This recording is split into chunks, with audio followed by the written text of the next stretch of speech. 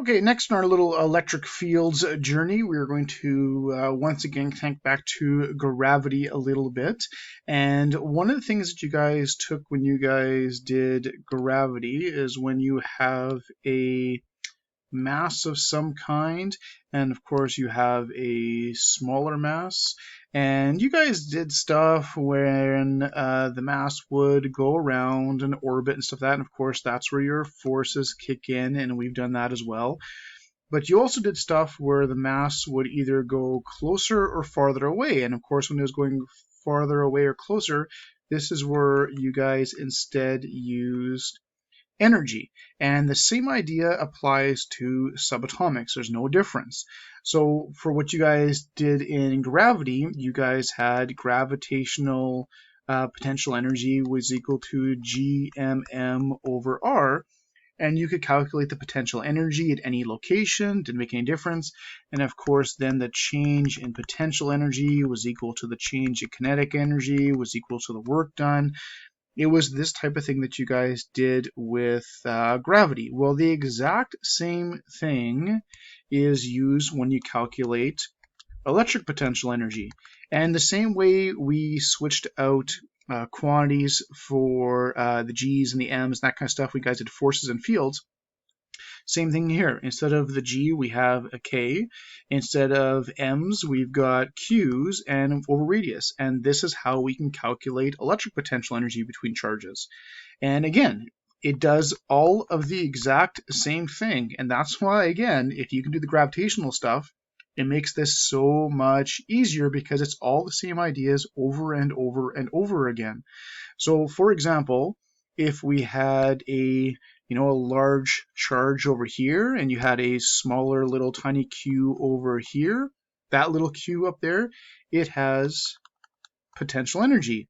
And maybe this is a negative charge, so it would be attracted. Well, as it goes down, it will have a change in potential energy, which will be equal to its change in kinetic energy, which can be used to find how fast it goes, etc., etc., etc. And this is the exact same type of thing that you guys did with the gravity calculations. So once again, it's all the same ideas. Okay, so we've got electric potential energy is equal to KQQ over R. Now, when you guys did your parallel plate stuff, and you guys had parallel plates, you guys also calculated electrical potential energy for parallel plates, and you had an expression called QV. And this is how you got one of the ways you guys calculate electric potential energy when the charges were inside of a set of parallel plates. And what you guys also did is we took out the Q over here and we were left with the V, and that was electric potential. Well, the exact same thing can be done with this expression, where if you remove the Q, you will be left with electric potential. So electric potential for this one would be the voltage again, is KQ over R. Okay, so it's the exact same idea that you had in the parallel plates thing. There's no difference. Okay, so let's sort of lay this out a little bit. Okay, so suppose you have a large charge of some kind. Okay, and here's a point in space. There's nothing there, it's just an empty point in space. So what you could do with this is you could find, first of all, if we go back to what you guys did a while ago, you guys could find the electric field, which was KQ over R squared. You could find the electric field there. You could also calculate the electric potential, which is KQ over R. And I know they look almost identical to each other. Now you can't find force, you can't find potential energy because there's nothing there. But once you actually put a charge there, so let's introduce a charge. If you actually put a charge there, then the electric field can be used to calculate the electric force, or just QE is sort of the shortcut. This electric potential now supplies that charge with potential energy, which would be KQQ over R, okay, or just QV is the short one. So it's the idea of, any charge gives off a field, any charge can supply electric potential, but then when you actually put something there, The field can then result in forces. The electric potential can then result in electric potential energy. And we have got these four equations. Two of them are always sort of paired together. And I know they all look very, very, very similar to each other. And that's why it's really important, if you haven't been already, making a formula sheet for yourself, a formula list for yourself. Can come in really, really handy. And of course, the more you do this, the more familiar you will become at actually using them. Okay, and this is the basic idea behind how this stuff sort of works.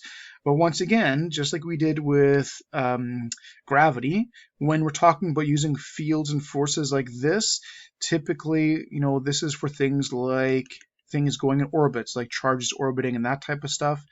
And this type of stuff is when we change the radius, just like with gravity stuff. So these are the typical common applications. So it doesn't mean you can't use the forces and stuff that when radiuses change, but it's a lot easier typically to use energies for that type of thing. So when orbiting, there's your forces, getting closer or farther away, changing the radius, that's where you typically want to use energies. It's very, very similar to what you guys did with gravity stuff. So let's practice with this a little bit. You've had quite a bit of practice with the whole electric fields and forces and that type of stuff.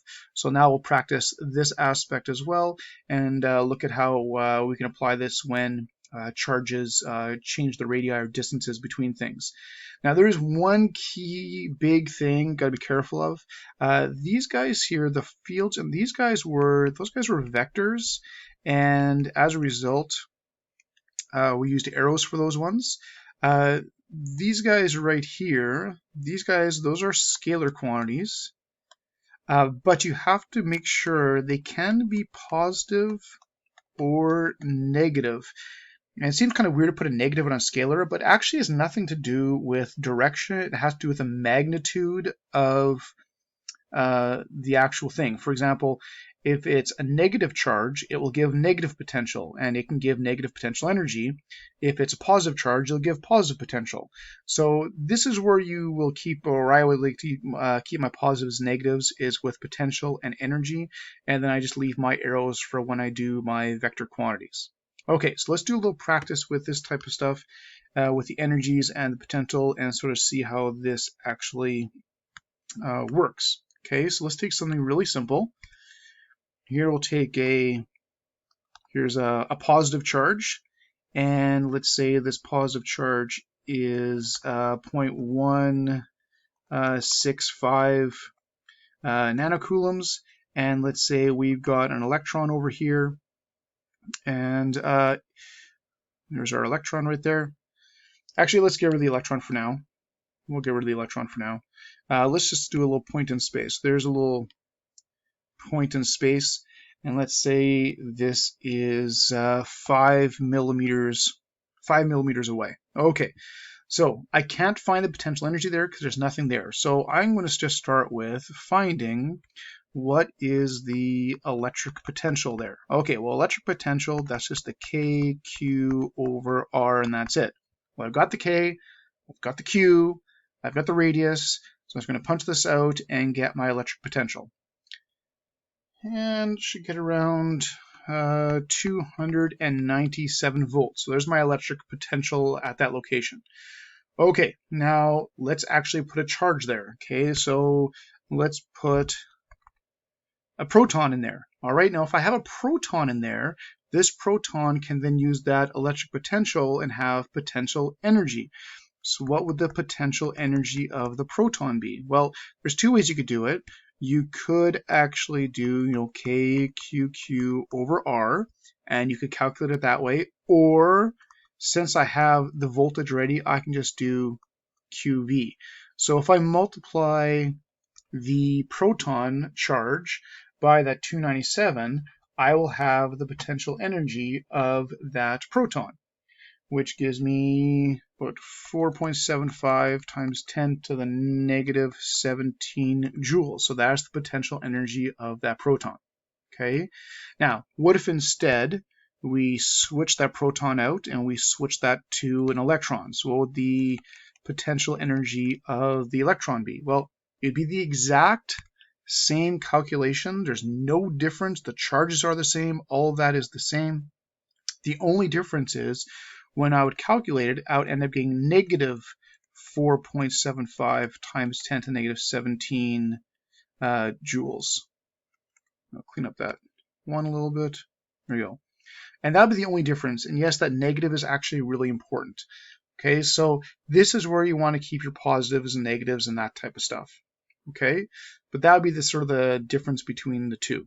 All right, so let's take the proton. Let's use the proton a little bit, and we'll sort of sideline the electron idea there a little bit.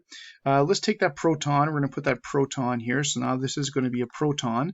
And obviously this positive charge would push that proton away. It's going to repel that proton.